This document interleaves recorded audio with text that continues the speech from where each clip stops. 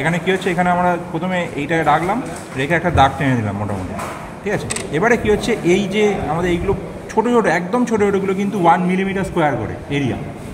তাহলে আর এইখানে কী হচ্ছে, এখানে 10টা আছে, এখানে 10টা আছে, তাহলে এই গোটাটা কিন্তু হয়ে গেল 100 মিলিমিটার স্কোয়ার। এবারে একটা জিনিস ভালো করে দেখো, এই 100 মিলিমিটার স্কোয়ারের ভেতরে কিন্তু 4টে এরকম দাগ কাটা আছে, 1, 2, 3, 4টে, তাই তো? তাহলে 100কে যদি 4 ভাগে ভাগ করি তাহলে প্রত্যেকটা কত করে হলো? 25 মিলিমিটার স্কোয়ার করে।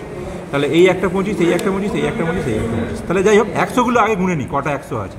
তাহলে 1, 2, 3, 4টে, মানে এখানে 4টে 100 আছে, মানে 400 মিলিমিটার স্কোয়ার তোমরা প্রথমত পেয়ে গেলে। তারপরে এইদিকে দেখো, এখানে 1, 2, 3, 4টে 25 আছে, আর 4 × 25, আর এইখানে এইগুলো বেশিরভাগগুলো মানে মোটামুটি 25গুলো আছে। এখানে আমরা কী করব, যদি না থাকে এখানে লাস্টের এই দাগগুলো বাদ দিয়ে দেবো। 1, 2, 3, 4, 5টা দাগ যদি বাদ যায় তাহলে কী হবে, 20 করে হয়ে যাচ্ছে।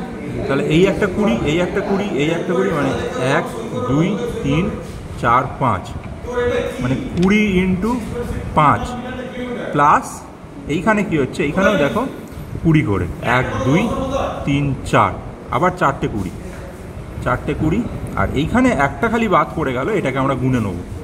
এটা কি হচ্ছে 1, 2, 3, 4, 5, 6, 7, 8, মানে প্লাস 8টা মিলিমিটার স্কোয়ার। তাহলে এই যে টোটালটা আমরা করলাম সেটাই হয়ে গেল এরিয়া অফ এই যে কাঁচটা, এই কাঁচটার এরিয়াটা হয়ে গেল এটা, হয়ে যাচ্ছে ব্যাস এইটুকু।